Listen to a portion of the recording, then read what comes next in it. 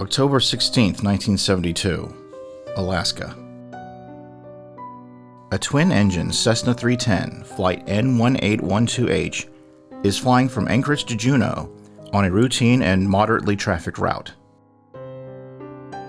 The weather is above freezing, and there are no reports of precipitation. In Juneau, on an empty runway 29R, the estimated time for the Cessna to arrive comes and goes. It never arrives. No emergency transmission is ever heard. The disappearance triggered the largest search and rescue operation up to that point in U.S. history. It involved 40 military aircraft, 50 civilian planes, a search grid of 325,000 square miles, and more than 3,600 hours of search time. After 39 days, the search was called off with no sign of the wreckage or its passengers. After a hearing and 7 minutes of deliberation, death certificates were signed by Judge Dorothy Tyner. After their families got a chance to mourn, the world moved on, and the event faded into history. Now, it might be dangerous for me to say this on a public platform, but I think conspiracy theories and conspiracy theorists are unfairly assigned a negative connotation, or how a word makes people feel. And sometimes a word's connotation can eventually impact its denotation, or how a word is literally defined. In some cases, conspiracy theories are based on actual facts and events that the majority of people are unaware of for the time being. There are also numerous cases where the knowledge of certain facts and events are intentionally suppressed by certain groups in order to prevent the majority of people from finding out what actually happened. To be fair, on the other side of that coin, there are conspiracy theories that have insufficient evidence to be believable. Just a quick example of the concept of the flat Earth. Personally, I believe the Earth is round. Why? Well, I've traveled a lot, I've seen changes in time zones in relation to daylight hours, I've seen photographs and video of Earth from space, I've seen ships disappear over the horizon, and so on. I have not seen enough evidence of Earth being flat for me to take that theory seriously, or to consider it even plausible. Here's where I differ from others you might find on the internet. If you have a reason to believe that the Earth is flat, I don't automatically think you're some sort of crazy person. I think you're very wrong, but as long as you have facts that you believe that support your theory, then more power to you. And to be fair, some people see conspiracies everywhere, in everything. For me, and I think most of you, I won't dismiss your wacky theory immediately, but I need to see some solid evidence before I start believing you. I hope this sounds like a fair premise, as this is what I'll be using to review this movie. It's time to get your tinfoil hats on, my friends. This is my review of 1991's JFK.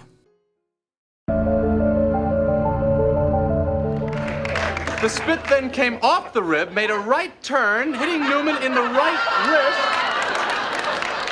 causing him to drop his baseball cap. The spit then splashed off the wrist, pauses in midair, mind you. November 8th, 1960. It's Election Day in America. It's been a very close race between Republican Richard Milhous Nixon and Democrat John Fitzgerald Kennedy. Richard Nixon, who served as vice president under Dwight Eisenhower, campaigned in all 50 states, emphasizing his experience as his strength. Kennedy's strengths were his youth, his television appeal, and his emphasis on change. After successfully winning the Democratic primaries, Kennedy reached out to Lyndon Johnson, senator from Texas, to help secure support in the South. In the end, Kennedy narrowly won, and, as we now know, his presidency would be cut short. Fast forward to November 22nd, 1963. It was raining that morning in Fort Worth, where the Kennedys and their entourage spent the previous night after a visit to San Antonio. That morning, they drove to Carlswell Air Force Base and flew 13 minutes to Dallas. In Dallas, the plan was they would drive a 10-mile route, ending at their destination, where Kennedy would give a campaign speech. Just after 12:30, Kennedy's motorcade entered Dealey Plaza, drove past the now infamous Texas School Book Depository, and the rest is history. At 1 p.m., President Kennedy was pronounced dead. By 2:38, Lyndon Johnson was sworn in as the President of the United States. In this review, I'll be looking at Oliver Stone's JFK as just a movie. Fictional or not, it's up to you. And how it fits into the cultural zeitgeist even today. What Oliver Stone's JFK did was portray this terrible incident, one of the worst in American history, and paint a picture of a conspiracy, the size and scope of the assassination.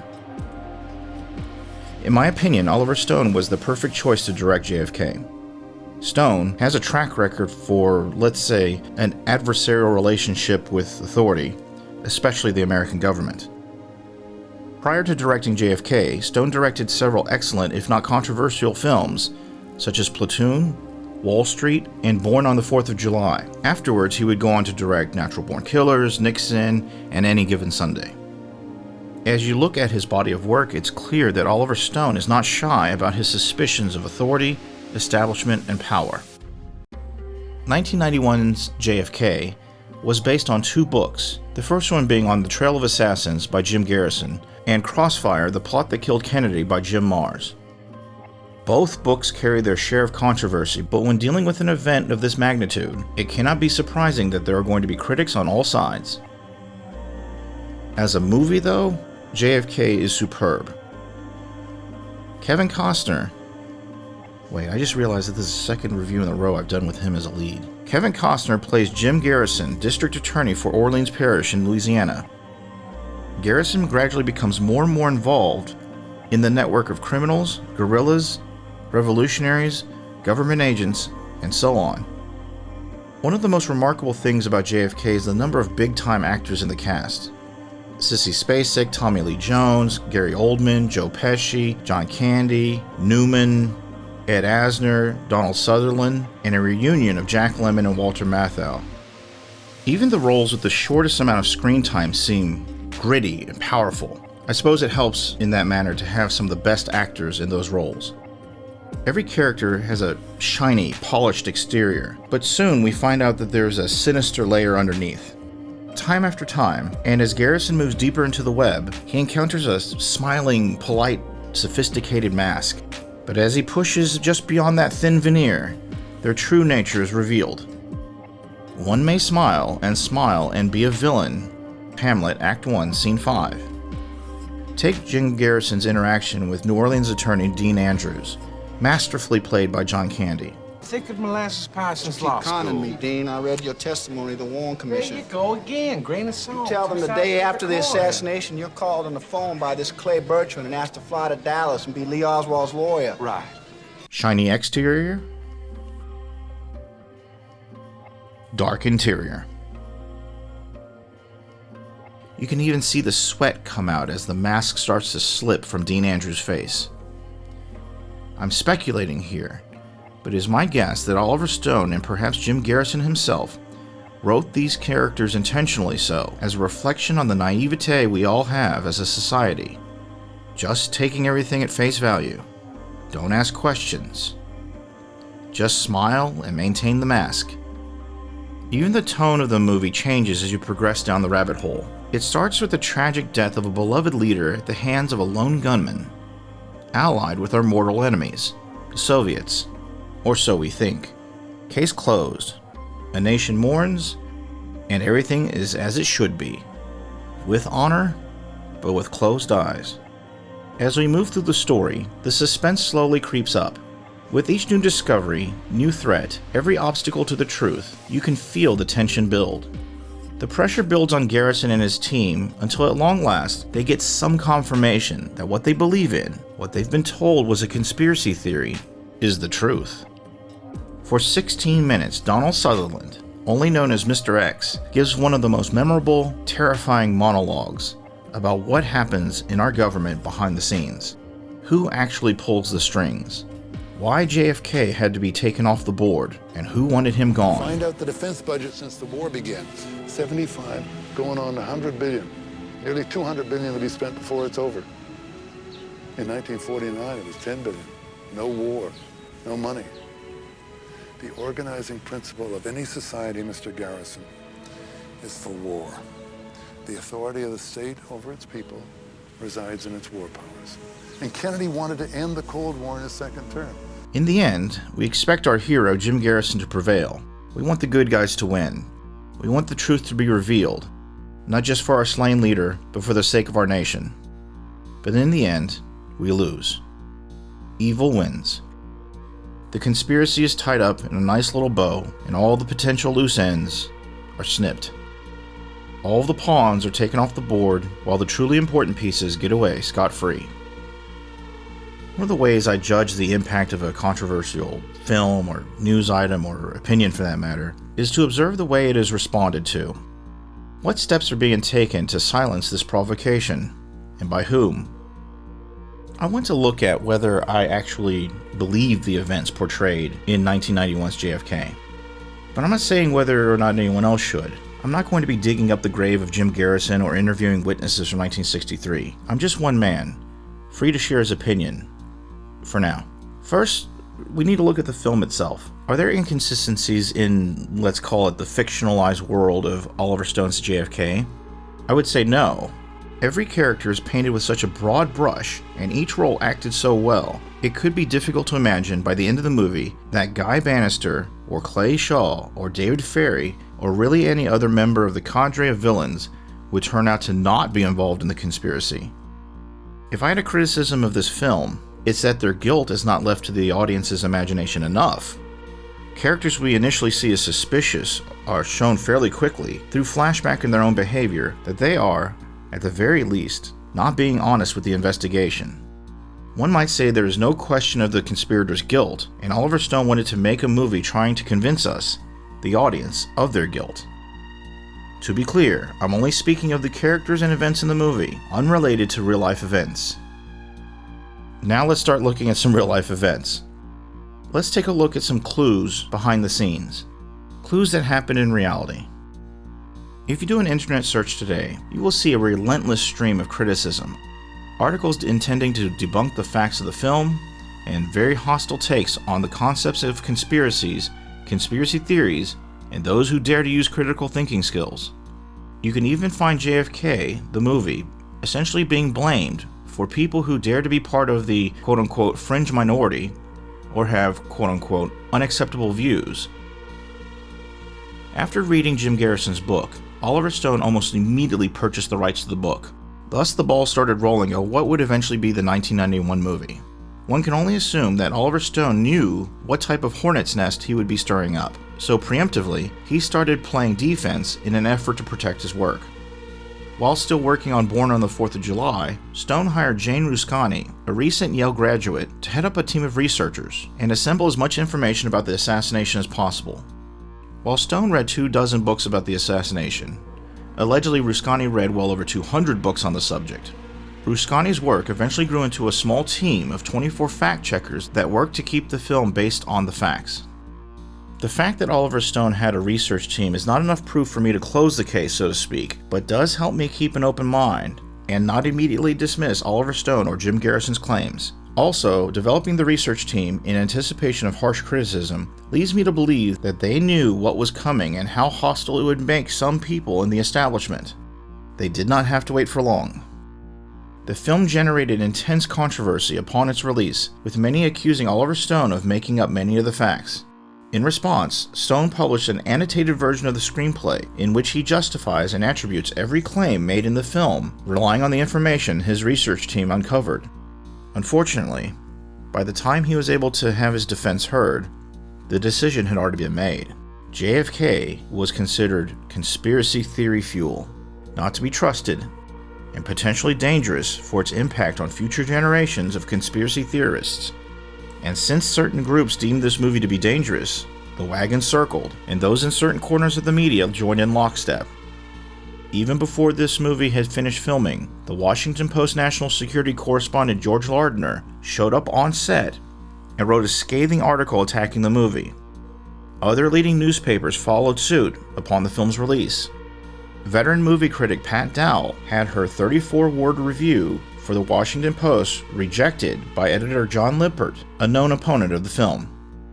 Lippert didn't want a positive review for a film he regarded as treacherous. Dowell resigned in protest.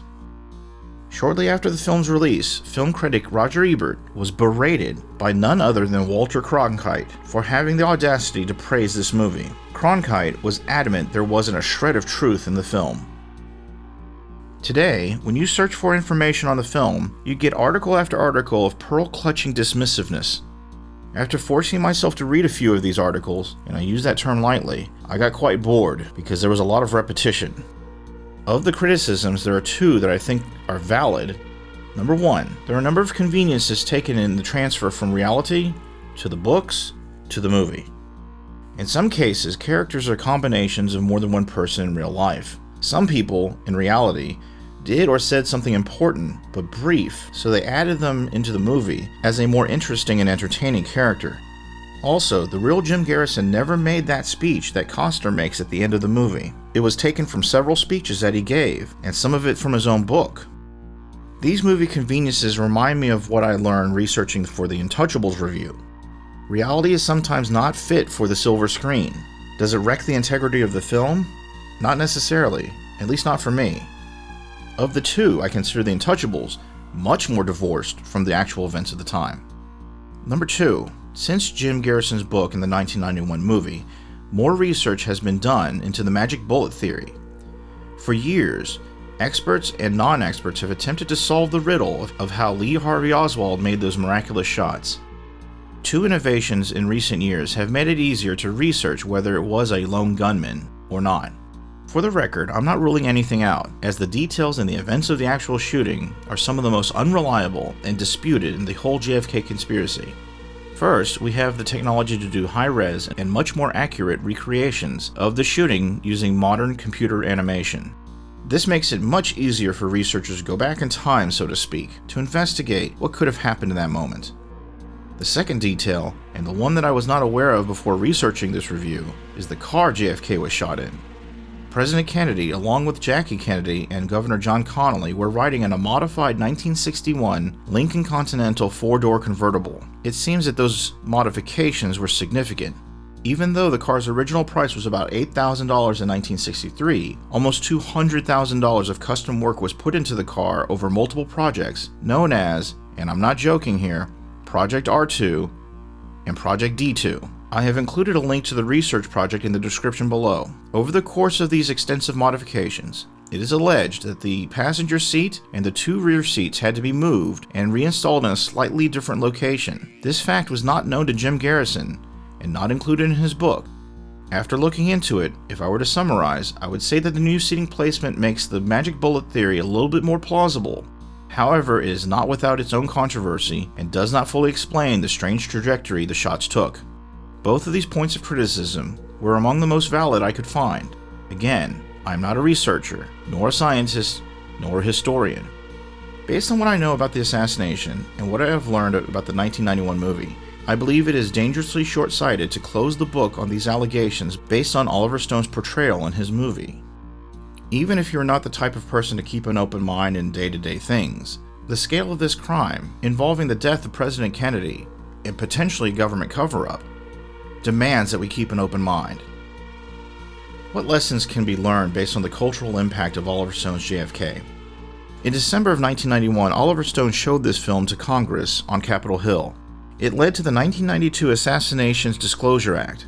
This act allowed the American public to see some documents regarding JFK's assassination in the period of 25 years. The original year for such disclosure was 2029. In October 2017, the Trump administration released even more documents known as the JFK Files. Of course, there was no smoking gun, and some documents are still deemed classified. There's a concept in social psychology called proportionality bias. Essentially, it says that those with this bias believe that the size of the cause should match the size of the effect. We have a natural tendency to think that big events must have big causes. For example, in one study, participants who were told a plane had crashed and everyone on board had died were more likely to believe that it was a terrorist incident than one in which they were told that a plane had crashed but people survived. In this particular case, it's hard for some people to believe that a lone gunman can not only take down a beloved head of state, but also shake our faith in our own government to the core. It must be a grand conspiracy to be able to commit such a grand crime. Proportionality bias is also one of the first things critics point to when arguing against the JFK conspiracy theory. The allegation is that people cannot accept a simple cause, so they start seeing details and connections that are not really there. On the other hand, I find it to be dangerous and short-sighted to start dismissing details and connections automatically. Any critical thinker with their eyes open constantly asks questions and looks at the so-called fine print. At one point in the movie, Kevin Costner breaks the fourth wall during his closing statements in the courtroom scene. Staring directly into the camera, he tells the audience, "It's up to you," making reference that it's up to the American citizens to show the world that they live in a democracy. As part of a free country, we should be able to ask questions, even pointed ones, of our government. When we become either too allegiant or too afraid of those in power to ask questions, then our nation is damaged. Let's participate in a little test. I am assuming that if you're listening to this, you're a super fan and have watched this entire video and possibly took notes. At the beginning of this video, I mentioned a mysterious plane crash. Some of you might ask questions like, who was in the plane? Why is this even being mentioned? What does this have to do with JFK? Would it not make you just a little more suspicious if I told you shouldn't ask those questions? Would it make you even more suspicious if I said that you were being a conspiracy theorist? A nut on the fringes of society for even asking? Of course, I would never call you names. Anyone who endures my videos is obviously of above average intelligence and extremely attractive. So out of respect, I'll just tell you. In the film, Senator Russell Long, played by Walter Matthau, says he never believes in the whole Oswald was a lone nut theory in the plane sequence when Jim Garrison heads to Washington, D.C. In fact, the real person who said that to Garrison was not Russell Long, but Senator Hale Boggs, who was outspoken against government corruption. He served as Majority Whip and then Majority Leader.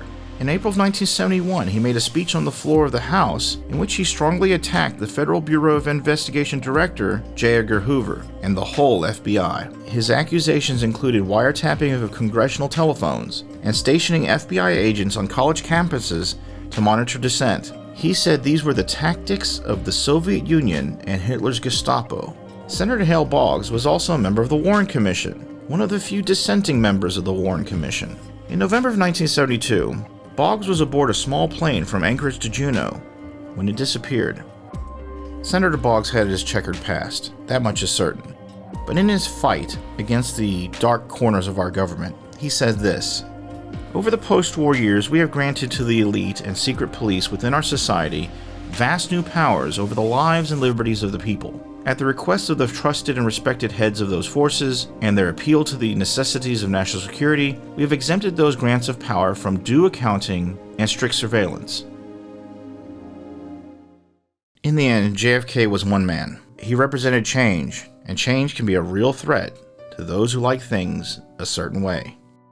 If any part of the JFK conspiracy theory is true, then our nation has a much larger problem than even the death of the president. If government is guilty of facilitating the execution of its own head of state, what else are they capable of?